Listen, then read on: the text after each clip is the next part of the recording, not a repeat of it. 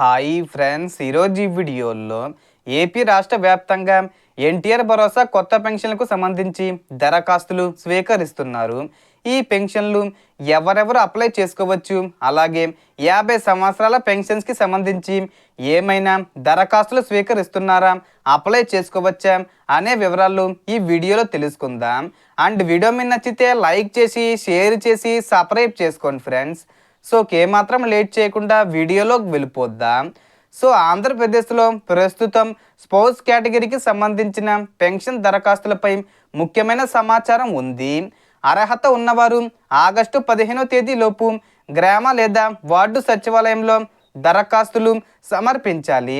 భర్త పెన్షన్ తీసుకుంటూ మరణించిన సందర్భాల్లో అర్హత ఉన్న భార్యకు స్పౌస్ కేటగిరీ కింద పెన్షన్ కోసం దరఖాస్తు చేసుకునే అవకాశం ఉంటుంది.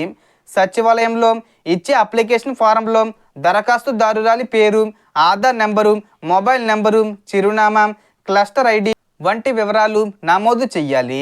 అలాగే మరణించిన భర్త పేరు, మరణించిన తేదీ, Aadhaar number, death certificate, registration number, ఆయన పొందిన పెన్షన్ రకం, పెన్షన్ ఐడి వంటి వివరాలు ఇవ్వాలి. ఫారంకు ఫోటోలు, సంతకం కూడా అవసరం కావచ్చు. ముఖ్యంగా దరఖాస్తుదారురాలి ఆధారు, మరణించిన భర్త ఆధారు, రేషన్ కార్డు, అవసరమైన కుల మరియు ఆదాయ ధృవీకరణ పత్రాలు, ముఖ్యంగా డెత్ సర్టిఫికెట్ సిద్ధంగా ఉంచుకోవాలి.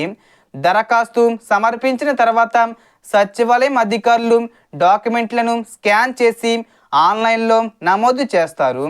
తర్వాత గ్రామీణ ప్రాంతాల్లో ఎంపీడీఓ కార్యాలయంలో, పట్టణ ప్రాంతాల్లో మున్సిపల్ కార్యాలయంలో వెరిఫికేషన్ జరిగే అవకాశం ఉంటుంది. అవసరమైతే ఫీల్డ్ వెరిఫికేషన్ కూడా జరుగుతుంది. ఆ తర్వాత కేవైసీ కోసం పిలిచే అవకాశం ఉంటుంది. కేవైసీ పూర్తయిన తర్వాత అర్హతను బట్టి పెన్షన్ జాబితాలో పేరు చేర్చే ప్రక్రియ జరుగుతుంది.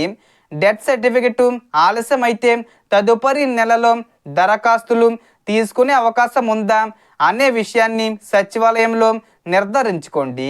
ప్రస్తుతం స్పౌస్ కేటగిరీకి సంబంధించిన దరఖాస్తులే జరుగుతున్నాయని సమాచారం. 50 సంవత్సరాల పెన్షన్లు, దివ్యాంగుల పెన్షన్లు, వృత్తుల వారీగా పెన్షన్లు, ఇతర కొత్త కేటగిరీలపై అధికారిక ప్రకటన వచ్చే వరకు వాటిని ఖచ్చితమైన సమాచారంగా భావించకండి.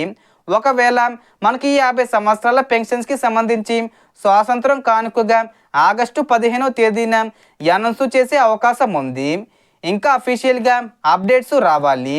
సో మొత్తం ఇన్ఫర్మేషన్ ఇది ఫ్రెండ్స్. మీకు ఈ వీడియో నచ్చితే లైక్ చేయండి, షేర్ చేయండి అండ్ సబ్స్క్రైబ్ చేసుకోండి.